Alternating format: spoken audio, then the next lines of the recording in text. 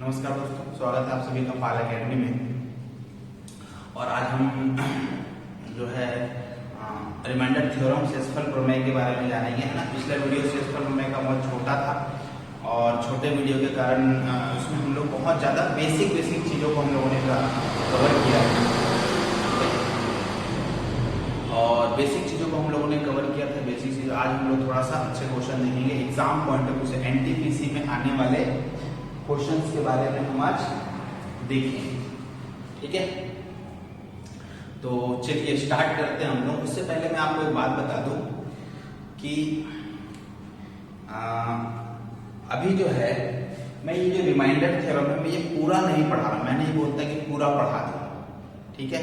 लेकिन एनटीपीसी के लिए जितना जरूरत है उतना मैं आपको पढ़ा दूंगा। इससे बाहर एनटीपीसी में रिमाइंडर थ्योरम से क्वेश्चन नहीं आएगा, इसकी गारंटी, ठीक है ना। आज हम लोग इतना पढ़ेंगे। देखो रिमाइंडर थ्योरम जितना बड़ा चैप्टर है, बहुत सारे उसमें थ्योरम है, बहुत सारे उसमें कंसेप्ट है, उसका आधा से भी कम पोर्शन से पूछता है क्वेश्चन, समझ रहे हैं एनटीपीसी। तो हम लगभग उसका आधा पढ़ लेंगे, आधा पढ़ेंगे, इतना हमारे लिए बहुत हो जाएगा, ठीक है। इसके आगे पढ़ने की जरूरत नहीं है आपको, है ना। तो इसके बाद हम आज रिमाइंडर थ्योरम की बात करेंगे। इसके बाद फिर मैं आपको बता दूं कि यदि लॉकडाउन, अभी टोटल लॉकडाउन लग चुका है यहाँ फिलहाल दुर्ग जिले में, और हम अगर 30 तारीख तक है, ये 30 अक्टूबर, ठीक है, 30 अक्टूबर तक जो है ये लगेगा और 30 सितंबर 30 तारीख तक ये रहेगा, ठीक। चलिए इसके बाद हम लोग एक बात और मैं बता दूं आपको कि अभी जो है दुर्ग जिले में टोटल लॉकडाउन थोड़ा सा स्ट्रिक्टली लग चुका है और इसकी जरूरत भी है, ठीक है, मेरा ऐसा मानना है इसकी जरूरत है। और दूसरी बात यह है कि ये 30 तारीख को समाप्त होगा। तो यदि ये 30 तारीख को समाप्त हो जाता है तो 1 या 2 तारीख से, 1 या 2 तारीख नेक्स्ट मंथ 1 या 2 तारीख से आपकी न्यू बैच स्टार्ट हो जाएगी, न्यू बैच स्टार्ट हो जाएगी, ठीक है। जैसे वीडियो के स्टार्टिंग में आप लोगों ने देख ही लिया होगा, तो न्यू बैच स्टार्ट हो जाएगा। इस न्यू ऑफलाइन बैच की बात कर रहा हूं, ठीक है, ऑफलाइन बैच स्टार्ट हो जाएंगे। उसके बाद फिर इसमें हम आपको प्री की तैयारी करा देंगे। प्री मतलब सीबीटी 1 की तैयारी हम कंप्लीट करा देंगे जितने भी टाइम बचा होगा, ठीक है। कोशिश करेंगे कि सप्ताह भर पहले आपका कोर्स कंप्लीट हो जाए, ठीक है। और सीबीटी 1 की तैयारी हम करा देंगे। सीबीटी 1 आपका आराम से निकल जाएगा, कोई दिक्कत नहीं होगा, ठीक है। तो जिस किसी को भी अगर ऑफलाइन बैचेस को ज्वाइन करना है, ठीक है, अलग अलग शेड्यूल बनेगा, बहुत ज्यादा बच्चे नहीं होंगे, आपकी सेफ्टी का पूरा ध्यान रखा जाएगा, जितने भी गवर्नमेंट के गाइडलाइंस है सबको फॉलो किया जाएगा, उसके बाद ही हम क्लास करना है ना। ऐसा नहीं आ लगे, हॉल तो बहुत बड़ा है हमारे पास, लेकिन इसमें जितने परमिशन है इस एरिया में उतना ही हम लोगों बच्चों को बैठाएंगे। भले हम 2 से 3 बैच कंटिन्यू लेंगे, इससे कुछ फर्क नहीं पड़ने वाला, है ना। टाइमिंग थोड़ा सा चेंज रहेगा आप लोग का। तो स्टार्ट होगा, जिस किसी को भी है ना अपना रजिस्ट्रेशन कराना है वो इस नंबर पर करा ले, ठीक है।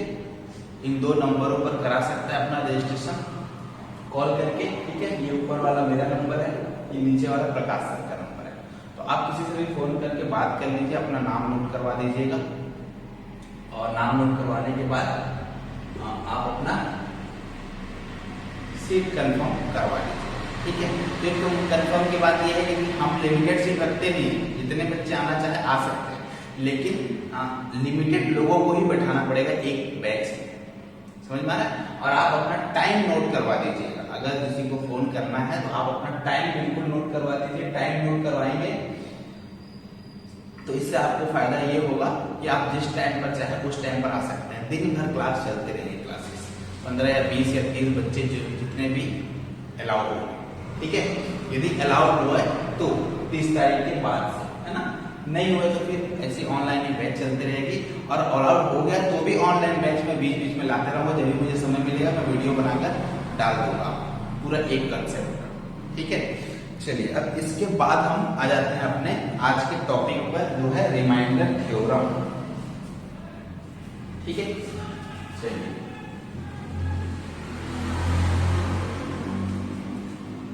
तो रिमाइंडर थ्योरम में हम लोगों ने बात किया था, कुछ सिंपल क्वेश्चन के बारे में हम लोगों ने बात किया था। ठीक है, आज थोड़े से हम लोग जिस तरीके से एडवांस अच्छे क्वेश्चन पूछे जाते हैं रिमाइंडर थ्योरम में, मैंने बहुत सारे प्रीवियस ईयर के पेपर देखा, उसमें जिस तरह के पूछे जा रहे क्वेश्चन लगातार हम उससे थोड़ा सा ऊपर लेवल का कर लेंगे, जिसके लिए आप बिल्कुल निश्चित रहिए। ठीक है, चलिए पहले हम स्टार्ट करते हैं।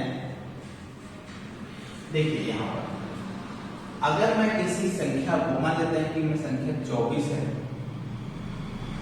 ठीक है, इसको मैं 11 से डिवाइड करता हूं, 11 से डिवाइड करूंगा तो 2 बार में जाएगा और शेषफल क्या बच जाएगा, 2 बच जाएगा।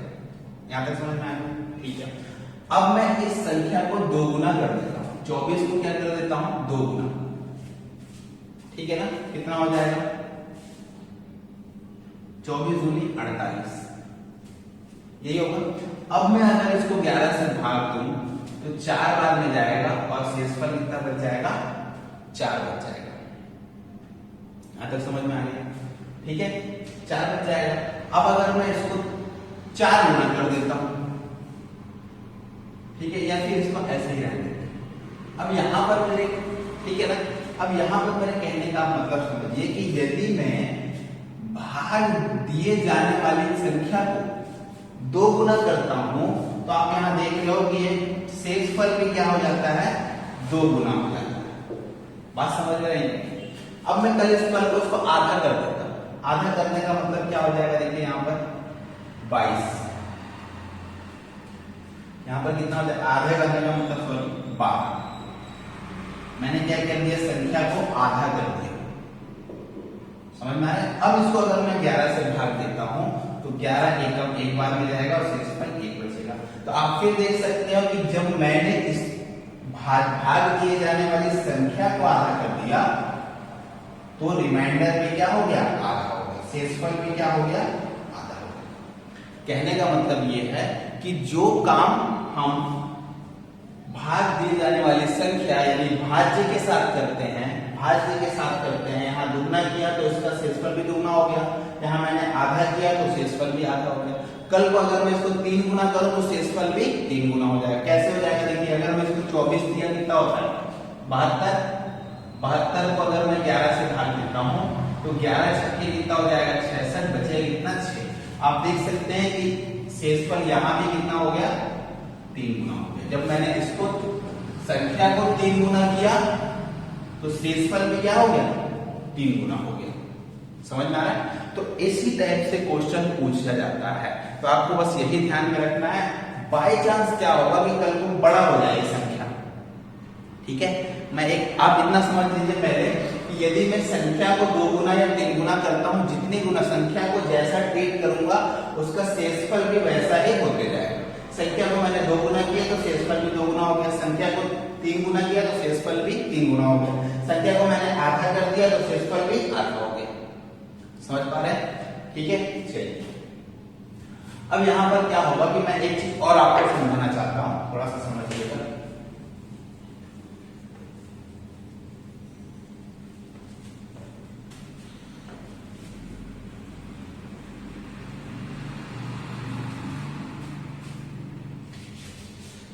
ठीक है, चलिए अगर मैं यहां पर देखूं 35, ठीक है ना, 32 ले लेते हैं यहां 32। अब मैं अगर यहाँ 32 को 11 से भाग देता हूँ, और ध्यान से समझिएगा, तो 2 बार में क्या होगा, 22, बच कितना गया, 10 शेषफल बच गया। अब मैं इसको 32 को 2 गुना कर देता हूँ, 32 को क्या कर दूंगा, 2 गुना, कितना हो जाएगा, 64।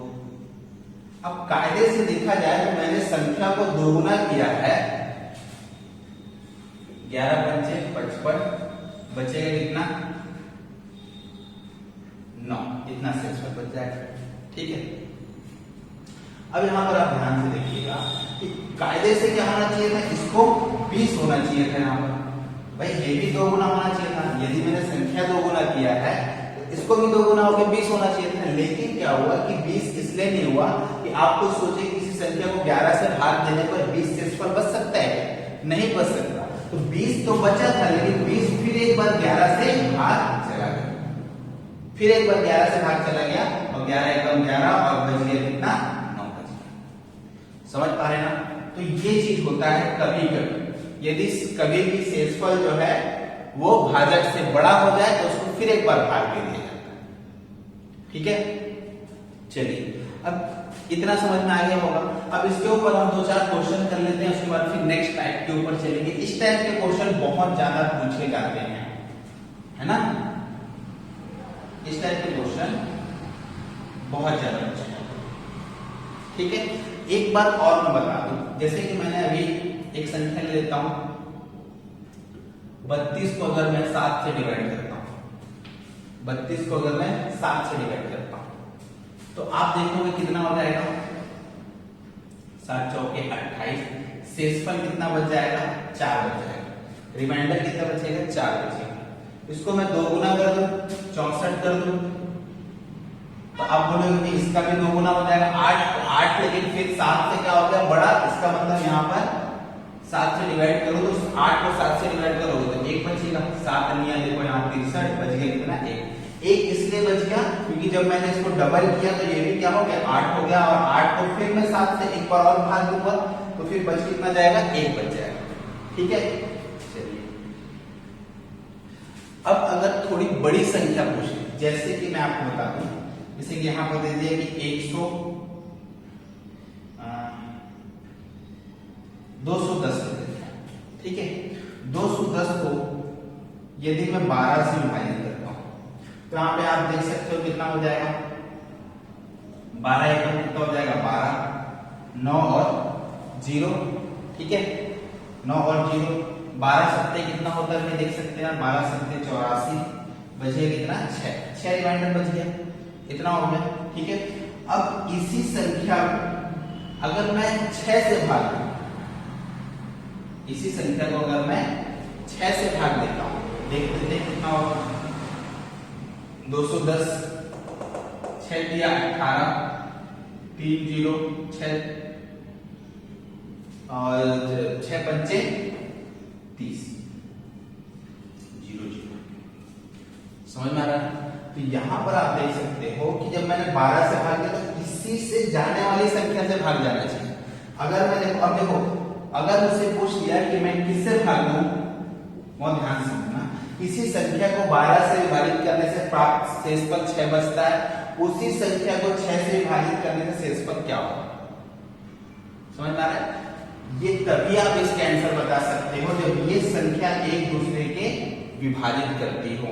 6 12 को विभाजित करता हो तभी।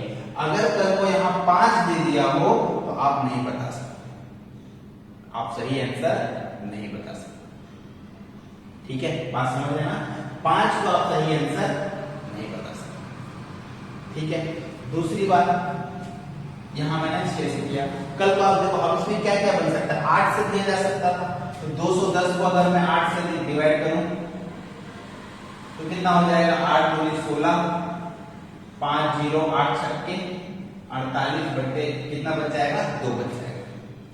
ठीक है, अगर संख्या को मैं 8 से भाग देता हूं, 1 मिनट, 50 8 छक्के 48, तो बच कितना गया, 2। अब देखो 12 को 8 से डिवाइड कर, इसी को मैं 8 से तो डिवाइड करके नहीं ला सकता आंसर, क्यों? क्योंकि 12 को 8 भाग नहीं दे पाता है, 12 को 8 भाग नहीं दे पाता है। यदि ये इसी चीज को मैं अगर 4 से करना चाहूं, 210 बटे 4, तो 4 पंचे कितना हो जाएगा, देखो 20 और 1 0, 4 दूनी 8, बच कितना गया, 2। अब देखो किसी संख्या को 12 से विभाजित करने पर 6 शेष बच जाए, उसी संख्या को 4 से विभाजित करने पर कितना शेष बचेगा, तो मैं फिर से ना करके मैं क्या करूंगा, इसी 6 को ही 4 से भाग दे दूंगा और कितना बच जाएगा, शेषफल 2 बच जाएगा। समझ पा रहे, कितना बच जाएगा, 2। यही चीज यहां नहीं हुआ, क्यों नहीं हुआ, क्योंकि ये जो 12 जो को 8 भाग नहीं दे पाता, 12 को 4 भाग दे पाता है। समझ पा रहे ना? तो याद रखिएगा कि ये जो भाजक होता है भाजक को अगली बार दी जाए जो पूछा है संख्या, जिस संख्या से भाग देने के बाद क्या बचेगा वो भाग पूरा पूरा देना चाहिए, नहीं तो आंसर नहीं आएगा। ठीक है, अब यहां पर समझिएगा कि कुछ चीजें भी क्लियर होंगी, कुछ चीजें नहीं होंगी। क्वेश्चन में जब दूंगा तो आप क्लियर हो जाएगा सब चीज। चलिए देख सकते हैं आप यहाँ पर क्वेश्चन दिया हुआ है कि किसी संख्या को 7 से विभाजित करने पर शेषफल 5 प्राप्त होता है। संख्या के 3 गुने को 7 से विभाजित करने पर शेषफल क्या प्राप्त होगा। ठीक है, किसी संख्या को 7 से विभाजित करने पर 5 प्राप्त होता है, संख्या के 3 गुने को 7 से विभाजित करने पर क्या प्राप्त होगा। आसान क्वेश्चन है। मैंने आपको बताया कि कोई संख्या है थी और उस संख्या को मैंने जब 7 से विभाजित किया तो शेषफल कितना प्राप्त हुआ, मुझे 5 प्राप्त हुआ। ठीक है, अब इसी संख्या को मुझे 3 गुने को, संख्या का 3 गुना, तो मैंने जब बताया था कि संख्या अगर 3 गुना हो रहा है तो ये भी कितना हो जाएगा, 3 गुना मतलब कितना हो जाएगा 15। ठीक है, अब 15 को 7 से विभाजित करने पर अब इस संख्या का ही 3 गुना कर देना है, जिसको मैं अगर 7 से विभाजित करूंगा तो 7 दूनी 14, शेषफल कितना बच जाएगा 1 बच जाएगा। ठीक है, कुछ नहीं करना है आपको, संख्या के साथ जो चीज कर रहा है आप वही काम क्या करेंगे, रिमाइंडर शेषफल के साथ करेंगे। इसको हमें संख्या का 3 गुना करने को कहा गया, हमने शेषफल का 3 गुना कर दिया और 7 से भाग देने के लिए कहा गया 7 से भाग देना। ठीक है, अगला क्वेश्चन देखिए, आसान सा क्वेश्चन। ये क्या दिया हुआ है, किसी संख्या को 13 से विभाजित किया गया तो शेषफल कितना बचा, 9 बच गया। ठीक है, और उसी संख्या कितने को 2 गुने, किसी संख्या को 13 से विभाजित किया गया तो शेषफल कितना बचा, 9 बच गया। ठीक है, संख्या के 2 गुने को 13 से विभाजित करेंगे तो कितना बचेगा, 18। आप खुद सोचो किसी संख्या को 13 से विभाजित करने पर 18 बच सकता है कि नहीं। फिर से हमें क्या करना पड़ेगा, 13 से विभाजित करना पड़ेगा, तो 13 एकम 13 बचेगा कितना, रिमाइंडर 5 बचेगा। ये इसका आंसर। ठीक है, 13 एकम 13 और 5 18, समझ में आ रहा है। ठीक है, अगला क्वेश्चन देखिए क्या दिया हुआ है। यदि किसी संख्या को 25 से विभाजित करने पर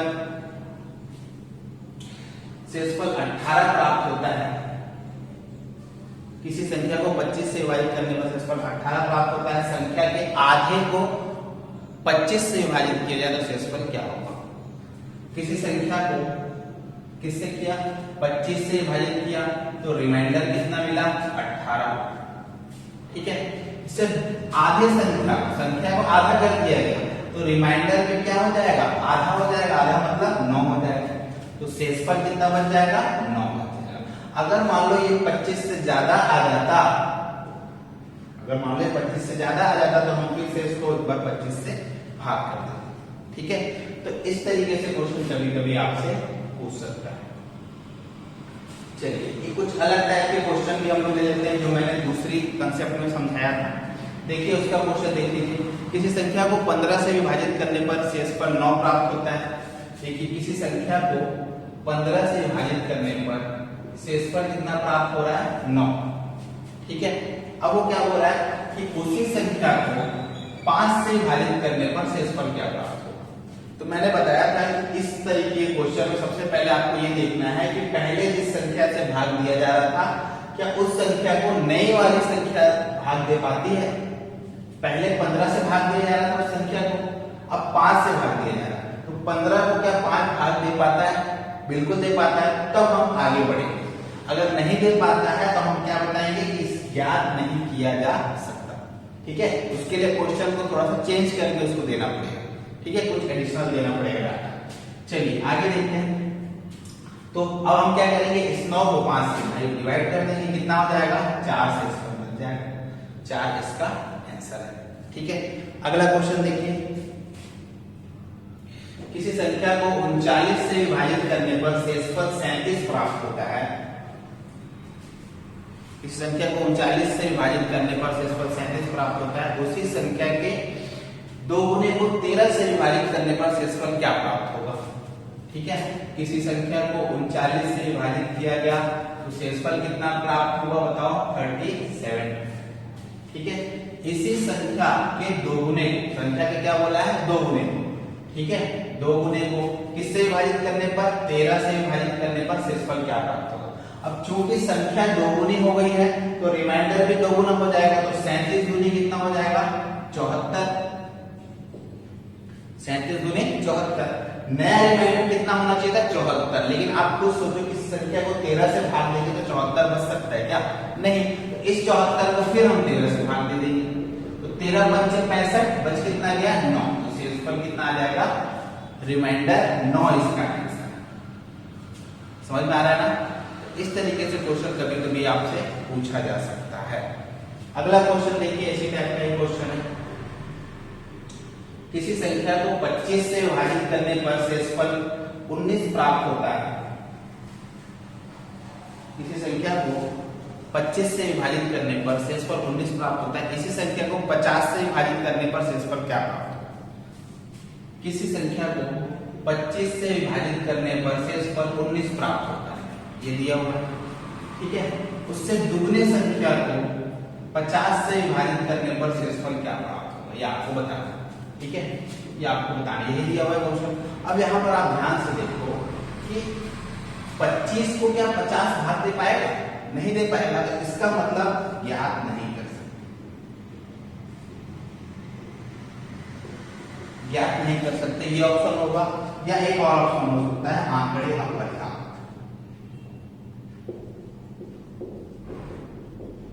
आंकड़े अपर्याप्त, ठीक है। तो हमेशा याद रखिएगा, सबसे पहले जो संख्या दी गई है उसको ये दूसरी वाली संख्या भाग देनी चाहिए पूरी पूरी, तभी आप आंसर ला सकते हो, नहीं तो आंसर नहीं ला सकते। अगर तब पूछेगा तो उसके लिए आपको कुछ एडिशनल डाटा देगा। उस टाइप के क्वेश्चन नहीं आते, लेकिन आगे मैं उस टाइप के क्वेश्चन आपको फिर भी बता दूंगा, ठीक है। चलिए स्टार्ट करते हैं फिर हम लोग। अब थोड़ा सा हम आगे बढ़ने की कोशिश करते हैं। इस टाइप से क्वेश्चन पूछता है। अब एक टाइप और है जो अभी तक तो पूछा नहीं है, लेकिन मैं बता देता हूं, हो सकता है पूछ ले। अब यहाँ पर देखो, मैं आपको बताता हूं कि यदि मैं 25 को 6 से भाग देता हूं तो शेषफल कितना बचेगा? 1 बचेगा, ठीक है। इसको मैं डबल कर देता हूं, या फिर 25 हो गया, या फिर मैं 38 को 6 से भाग देता हूं तो कितना बचेगा? 2 बचेगा। अगर मैं इन दोनों को जोड़ दूं, जोड़ने के बाद क्या होता है देखिए, यहाँ पर 50, 60 और 63। अब इसको मैं अगर 6 से भाग दूं तो शेषफल क्या बचेगा? 3 बचेगा।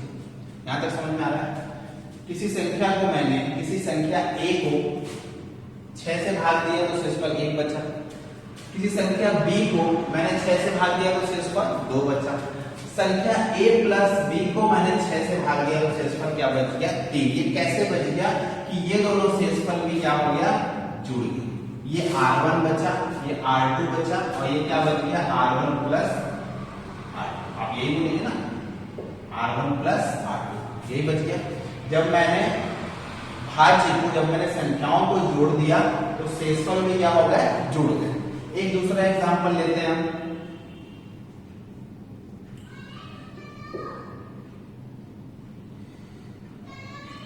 जैसे मैंने 7 से भाग दिया, 7 से भाग दूंगा तो बचेगा कितना? 4, ठीक है। यहां तक समझ गए होंगे। इसके बाद 40 को मैंने 7 से भाग दिया तो बचेगा कितना? 5। अब मैं इन दोनों को जोड़ता हूं, कितना हो जाएगा? 65। 65 को यदि मैं 7 से भाग देता हूं तो 7 में क्या हो जाएगा? 63, और बचेगा, बच कितना जाएगा? 2, ठीक है। तो इस बार ऐसा नहीं हुआ। आप देख सकते हो कि मैंने संख्या a लिया, संख्या b लिया, और संख्या a प्लस b को जब मैंने जोड़कर भाग दिया उसी संख्या से तो शेषफल कुछ और बचा। शेषफल दोनों का जोड़कर नहीं आया, जोड़कर फिर इसलिए नहीं आया कि मान लो कि अगर ये जुड़ता तो क्या आता है? यहाँ पर 9 आता। उसको आगे से कितना आना चाहिए था? 9। लेकिन 9 देखो फिर से 7 से एक बार और भाग चले गया, और रिमाइंडर कितना आ गया? 2 आ गया। समझ रहे हैं ना? 2 आ गया। तो इसका मतलब अगर मुझे भाज्य निकालना हो, ये 2 क्यों आ गया? क्योंकि मैंने क्या किया? 5 प्लस 4, इसमें से 2 को घटा दिया। भाई 5 प्लस 4 आना चाहिए था, लेकिन आया कितना? 2 को घट गया। 2 घटने के बाद क्या हो गया? 7 आ गया। तो ये हमें अगर भाज्य निकालना हो, किसी संख्या का भाज्य निकालना हो तो हम इस तरीके से निकाल सकते हैं, पहले और दूसरे वाले को जोड़ करके और तीसरे वाले को क्या कर देंगे, घटा देंगे। समझ में आ रहा है? जो हम थर्ड में करते हैं उसको घटा देंगे। ठीक है, तो आप इस तरीके से लिख सकते हो। आपको किसी संख्या a को r1 r2 प्राप्त होता है। अब r1 plus r2 minus r1 plus r2 minus r3 करोगे तो आपको क्या मिल जाएगा, भाज्य मिल जाएगा। इसको नोट करके आप रख लीजिए। समझ में आ रहा है? क्या मिल जाएगा आपको, भाज्य मिल जाएगा। चलिए इसके ऊपर हम एक दो क्वेश्चन कर लेते हैं। इसके ऊपर क्वेश्चन आता है, अभी तक तो पूछा नहीं है रेलवे में, लेकिन हो सकता है इस बार आ जाए। तो देखिए आपके स्क्रीन पर देखिए, आप देख सकते हैं। ठीक है, किसी संख्या p को a से विभाजित करने पर शेषफल 15 प्राप्त होता है। संख्या q को a से विभाजित करने पर शेषफल 12 प्राप्त होता है। समझ में आ रहा है? संख्या p को a से विभाजित करने पर 15 प्राप्त होता है। संख्या q को a से विभाजित करने पर 12 प्राप्त होता है। p प्लस q को संख्या a से विभाजित करने पर 9 प्राप्त होता है। यही दिया हुआ है क्वेश्चन में। ठीक है, अब यहाँ पर आप देखो कि मैंने जो अभी क्वेश्चन बताया था, जो टाइप बताया था, उसी टाइप का ही क्वेश्चन है। किसी संख्या, एक संख्या को a से विभाजित किया गया तो 15 मिला, दूसरी संख्या को a से विभाजित किया गया तो 12 मिला। दोनों के योग को अगर a से विभाजित करो तो क्या मिलेगा, शेषफल क्या होगा। यहाँ पर मैं शेषफल लिख रहा हूँ, क्वेश्चन में यही दिया हुआ है ना। ठीक है, अब यहाँ पर आप देखो कि कायदे से बचना कितना चाहिए था, 15 और 12 कितना होना चाहिए था, कितना बचना चाहिए था बताइए, 27 शेषफल बचना चाहिए था, लेकिन बचा कितना, 9 बच गया। क्यों बच गया, क्योंकि एक बार और भाग चला गया। तो 27 को आप सोचिए कौन सी संख्या से भाग दिया जाए कि 9 शेषफल बच जाए। तो आप क्या बताओगे, 18। क्या हो जाएगा, 18। तो 27 में 9 घटा दोगे तो आंसर कितना आ जाएगा, 18। ये क्या है, भाजक। समझ में आ रहा है ना? मैंने आपको बताया था ना, 15 plus 12 minus 9, r1 plus r2 minus r3 equal to क्या मिलेगा मुझे, भाजक मिलेगा। ठीक है, यहाँ पे भाजक निकालो, 15 12 27 तक से 9 गया तो कितना बचेगा, 18। समझ में आया? इस तरीके से बना सकते हो। इस तरीके सोचने वाला तरीका है ये, मैंने जो एक फॉर्मूला जैसा बना के दिया वो तरीका है। ठीक है, दोनों तरीके। इस टाइप का क्वेश्चन आया नहीं है, लेकिन पूछा जा सकता है, तो आप ध्यान रखिए। ठीक है, ऐसा ही एक और क्वेश्चन कर लेते हैं।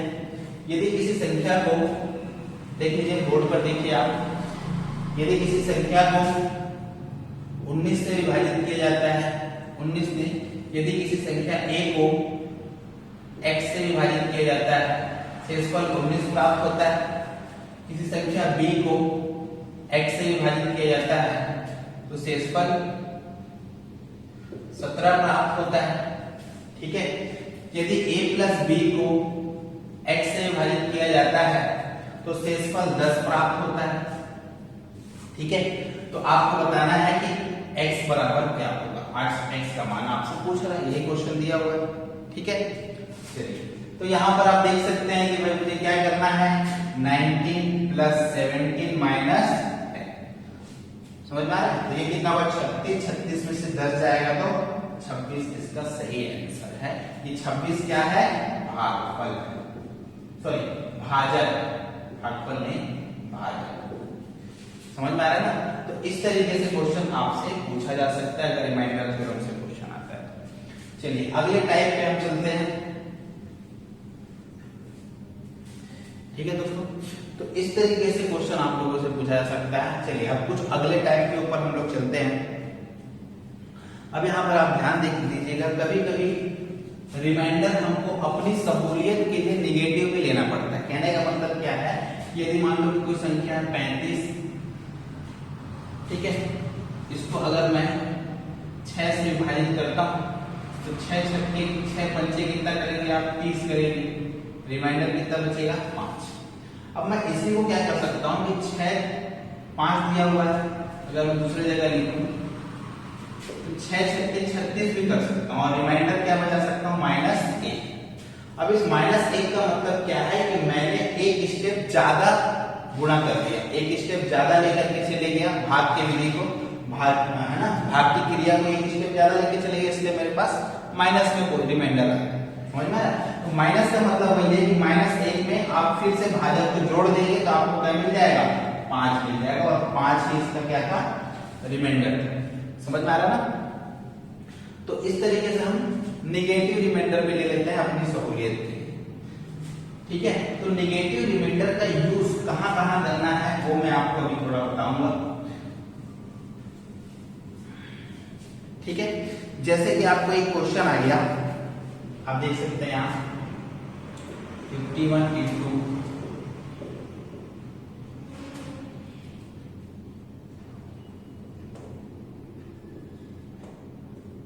12, इसको मैं अगर 5 से विभाजित करूं तो शेषफल क्या होगा।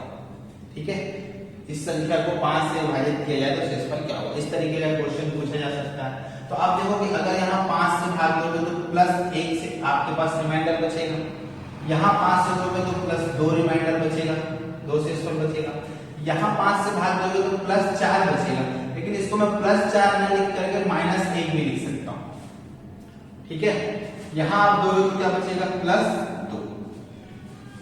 समझ पा रहे हैं? अब यहाँ देख लीजिए 2 एकम 2, 2 एकम 2 दूनी, इन दोनों को गुणा किया जाएगा तो 2 होगा, इन दोनों का गुणा किया जाएगा तो -2 आएगा, अब इन दोनों का गुणा किया जाएगा तो -4 आ जाएगा। कितना आ जाएगा, -4 शेषफल आ जाएगा। ठीक है, अब शेषफल -4, देखिए यहाँ समझने की कोशिश कीजिए मैं कर क्या रहा हूं, है ना? ठीक, तो अगर मैं 51 देखो किसी संख्या को 51 को 5 से भाग दूंगा तो 1 बचेगा, 32 को 5 से भाग दूंगा तो 2 बचेगा, दोनों के गुणनफल को 5 से भाग दूंगा तो भाई मैंने बताया था ना कि जो मैंने संख्या के साथ कर रहा हूं वही उसके शेषफल के साथ भी करूंगा। जब ये दोनों गुणा हो रहा है, इन दोनों का गुणा हो रहा है तो शेषफल भी क्या हो जाएगा, गुणा ही हो जाएगा। ठीक है, तो वही काम मैं यहां कर रहा हूं। ठीक है, कुछ लोग सोचेंगे कि ये कैसे होगा। यहाँ पर देखो कि यहाँ गुणा में है तो शेषफल को भी मैं गुणा कर दूंगा, तो यहाँ पर देखो 2 एकम 2 हो गया, 2 एकम -2 हो गया, -2 into 2 कितना हो जाएगा, -4। अब माइनस में कभी शेषफल नहीं आ सकता, इसका मतलब असली शेषफल क्या था, -4। फिर से मुझे भाजक को इसको जोड़ना पड़ेगा, भाजक को क्या करना पड़ेगा, जोड़ना पड़ेगा। समझ रहे हो? -4 + 5 मतलब +1। हमेशा रिमाइंडर प्लस में ही होता है, नेगेटिव में कोई भी रिमाइंडर नहीं होता। ठीक है, चलिए ऐसा ही एक और क्वेश्चन हम देखते हैं करके।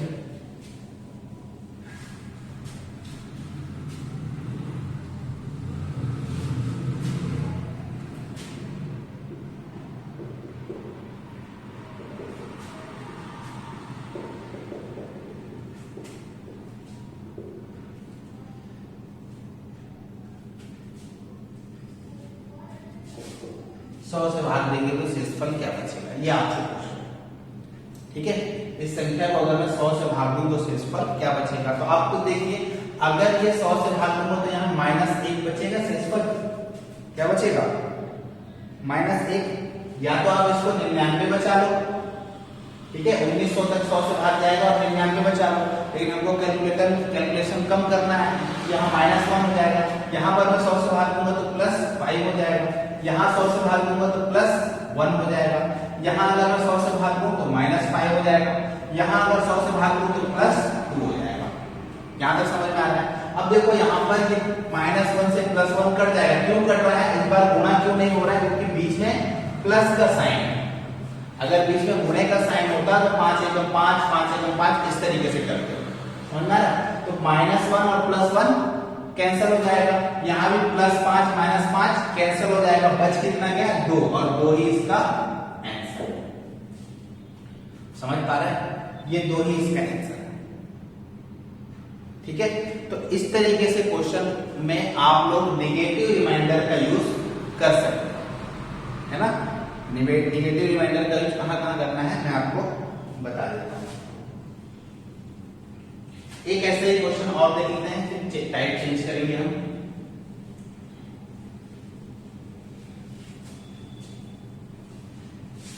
ठीक है, देखिए ये आया हुआ क्वेश्चन है, क्वेश्चन में देता हूं, ये आया हुआ क्वेश्चन है कि मैंने निकाला था बुक से, ठीक है, प्लेटफॉर्म की शायद बुक थी, वहां से मैंने निकाला। देखिए क्वेश्चन क्या दिया हुआ है, 784 इंटू 246 इंटू 388, ये आपसे क्वेश्चन है। और इसको अगर 9 से विभाजित किया जाए तो शेषफल क्या होगा। तो या तो आप बहुत तरीके हैं इसको सॉल्व करने का। अब यहां पर आप देखो कि यहां मैं अगर देखूं तो रिमाइंडर कितना बचेगा, सीधा सीधा आप जोड़ के भी रिमाइंडर निकाल सकते हैं। जैसे यहां पर देखो तो 7 और 2 9 हो जाएगा, 8 और 2 10, 10 का मतलब फिर उसमें से 9 कट जाएगा, बचेगा कितना, एक रिमाइंडर बचेगा। समझ पा रहे हैं, 8 4 12 7 19, 19 को 9 से भाग देंगे तो कितना होगा, अंकों का योग को 9 वाला रूल याद करो, अंकों का योग 9 से विभाजित होना चाहिए, तभी ये संख्या 9 से विभाजित होगी।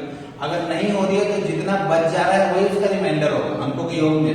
तो यहाँ पर देखो 7 8 और 7 15, 15 और 4 19, 19 को 9 से भाग दोगे तो शेषफल कितना बचेगा, 1 बचेगा। यहाँ देख लो 6 और 4 10 2 12, मतलब शेषफल कितना बच गया, 3 बच गया, ठीक है। 8 और 3 11, 11 और 8 19, शेषफल कितना बच गया, 1, 3 1 और 3, बस मतलब वही हो गया, 3 शेषफल आ गया, इसका आंसर कितना आ गया, 3 आ गया। अब आप अलग अलग भाग देख करके देखते थे तो भी आंसर वही आता, ठीक है। एक और क्वेश्चन देखिए इस टाइप का, कोई एक और क्वेश्चन प्लेटफॉर्म से दिया गया है, 1759 प्लस 1753 प्लस 94 प्लस 67, ठीक है। अब यहां से आपको क्वेश्चन दिया हुआ है, अब इससे डिवाइड किससे करना है हमको, 17 से, ये क्वेश्चन है, ठीक है। आप देख सकते हैं आप यहां पर, ठीक है ना। तो यहाँ पर देखो 17 से अगर मैं विभाजित करूं, देखो यहाँ 17 से ये वाले 17 चल जा रहा है, और यहाँ कितना आता है, 17 दिया 51 और 17 चौके 68, तो 51 में भी 8 का अंतर होगा, 17 चौके 68 करेंगे तो 9 का अंतर हो जाएगा। यहाँ मैं प्लस 8 कर लेता हूँ, 17 दिया 51 प्लस 8 जाता है। यहाँ पर देखिए 17 दिया 51 प्लस 2 जाता है। यहाँ देखिए 17 पंचे 85, 17 छक्के 102 जाता है, 85 यहाँ पर मतलब 16 का अंतर हो गया, प्लस 16, 17 पंचे 85 प्लस 11 का अंतर हो गया, सॉरी प्लस 11 का अंतर हो गया, समझ में आ रहा है। यहाँ देखिए 17 चौके 68, तो यहाँ -1 का अंतर हो गया, यहाँ तक समझ में आ रहा है ना, ठीक है। तो अब यहाँ पर आप देख सकते हो कि 11 और 2 13, 13 और 8 21, 21 और में से 1 माइनस कर दो, कितना हो जाएगा 21, यहाँ तक कितना आया 21, और 21 में -1 कर दो, 21 - 1 20 इज द राइट आंसर। 20 तो सही उत्तर, 20 तो आ गया, लेकिन 20 क्या फिर से 17 से भाग जाएगा और रिमाइंडर बचेगा किसी 17 से। मैं अगर किसी संख्या को भाग दूं तो 20 बच सकता है, नहीं, तो मैं क्या करूंगा, फिर इस 20 को 17 से डिवाइड कर देंगे, बच कितना गया 3, इसका सही है। समझ में आ रहा है। अब देखो यहाँ पर मैंने -1 वक्त रख के किया तो आसान हो गया थोड़ा। मैं चाहता तो अगर इसको भाग देता 17 से तो कितना हो जाता, 17 पंचे 65 हो जाता, 17 पंचे 85, 17 दिया 51, 51 का मतलब कितना हो जाता है, यहाँ 16 आ जाता, 16 से इसको बच जाता। अब मुझे इन सबको जोड़ना पड़ता है, 21 में 16 जोड़ना पड़ता है, 21 प्लस 16 कितना हो जाता है, यहाँ पर 20 30 37, और बच कितना आता है 17, तो 17 दूनी 34 हो जाता है, बच कितना जाता है 3, यहाँ से 3 आएगा उत्तर। लेकिन तरीका ये आपको यूज करना है, मैं सिर्फ बता रहा हूँ कि माइनस रिमाइंडर, नेगेटिव रिमाइंडर का यूज कहाँ करना है, ठीक है। इतने ही छोटे छोटे क्वेश्चन आते हैं नेगेटिव रिमाइंडर के ऊपर, ठीक है। लेकिन लोग इसको भी व्यस्त हो जाते हैं पॉजिटिव मान के बनाने। तो और क्वेश्चन हम लोग कर लेते हैं नेगेटिव रिमाइंडर के ऊपर, आखिरी क्वेश्चन, उसके बाद फिर देखते हैं, है ना। जैसे क्वेश्चन दिया हुआ है 1989 into 1990 into 1992 divided by 7, what will the remainder, आपको बताना है रिमाइंडर क्या होगा, ठीक है, शेषफल क्या होगा। तो बहुत आसान सा क्वेश्चन देखो, 17 जो है 17 एकम कितना होगा 17, 2 8, तो 7 है ना, तो 7 दूनी हो जाएगा 14, 14 बच गया कितना 5 और 8, ठीक है। 7 8 56 बच कितना 2 और 9, 7 चौके 28, यहाँ कितना बच गया +1। अब देखो यहाँ +1 है और ये इससे 1 ज्यादा है, तो यहाँ पर +2 बच जाएगा। ये इससे 2 ज्यादा है, इसका मतलब यहाँ पर +4 बच जाएगा। समझ में आ रहा है? यहाँ 1 बच रहा था 89 में, तो 90 में +2 बचेगा, 92 में +4, क्योंकि इससे 2 ज्यादा है, इससे 2 ज्यादा बच जाएगा। अब निकाल सकते हो 4 × 8, 8 एकम 8। तो अगर मैं 8 को फिर से 7 से भाग देना पड़ेगा, कभी भी किसी संख्या को 7 से भाग देने पर 8 नहीं बच सकता। तो अब शेषफल कितना आ जाएगा 1 आ जाएगा, और 1 ही इसका आंसर है, ठीक है। 1 ही इसका क्या होगा आंसर होगा।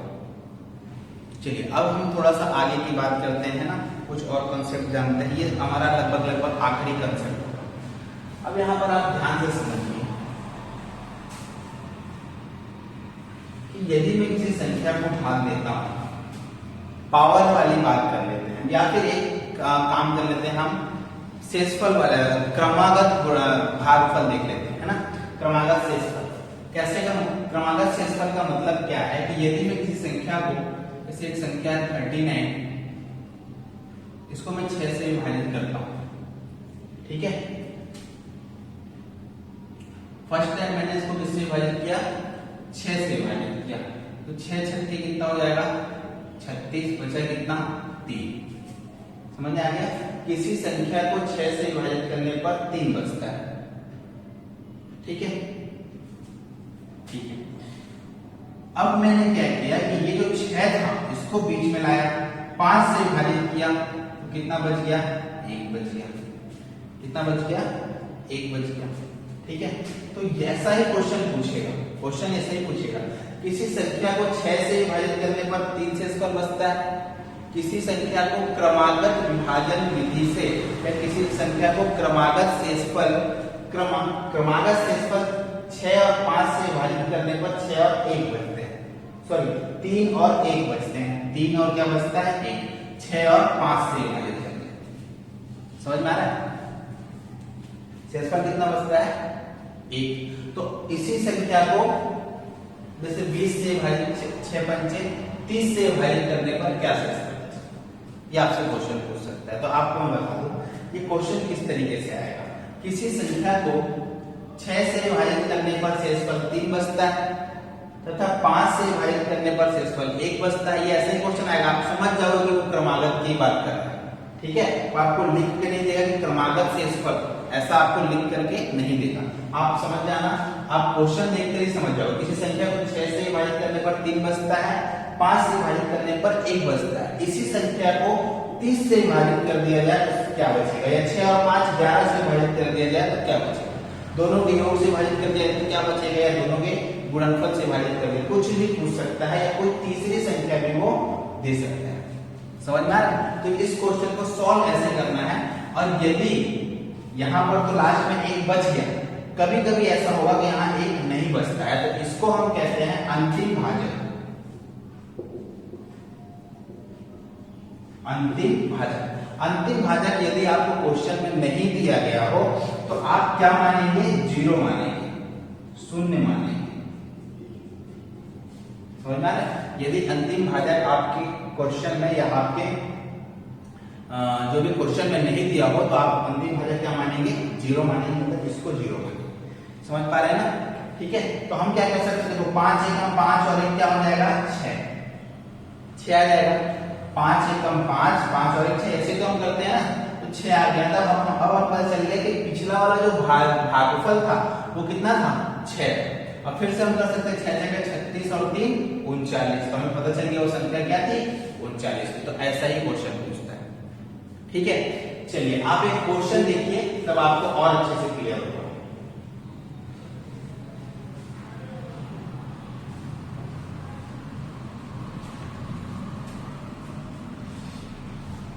देखिए बोर्ड पे क्वेश्चन देखिए, किसी संख्या को बोर्ड पे क्वेश्चन देखिए,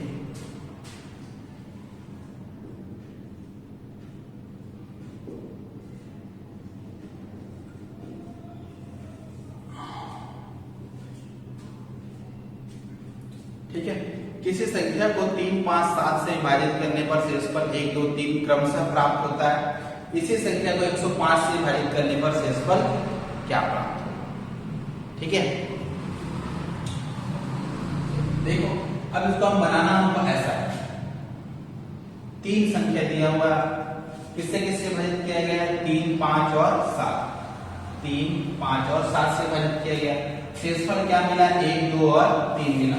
अब इसमें क्या अंतिम भाजक दिया हुआ है? नहीं दिया हुआ, तो अंतिम भाजक हम क्या मानेंगे? 0। तो हम इसको ऐसे सॉल्व करेंगे, 7 0 प्लस 3, 7 0 0 प्लस 3 कितना हो जाएगा? 3 आ जाएगा। 5 दिया 15 और 2 17 हो जाएगा। 17 दिया 51 और 1 52 हो जाएगा। तो वो संख्या क्या थी? 52 थी। यही इसका आंसर। समझ में आया? वो संख्या क्या थी? 52 थी। लेकिन आपको क्या पूछ रहा है कि इसी संख्या को 105 से विभाजित किया जाए तो अगर मैं 52 को 105 से विभाजित करूं तो शेषफल क्या बचेगा? 52 ही बचेगा। 52 ही इसका आंसर। कल को अगर ये संख्या ज्यादा आ जाती तो मैं क्या करता? 52 से ज्यादा आ जाती तो 105 से भाग देने पर रिमाइंडर जो बचता वही आंसर होता। ठीक है। एक क्वेश्चन और हम कर लेते हैं, एक क्वेश्चन और कर लेते हैं।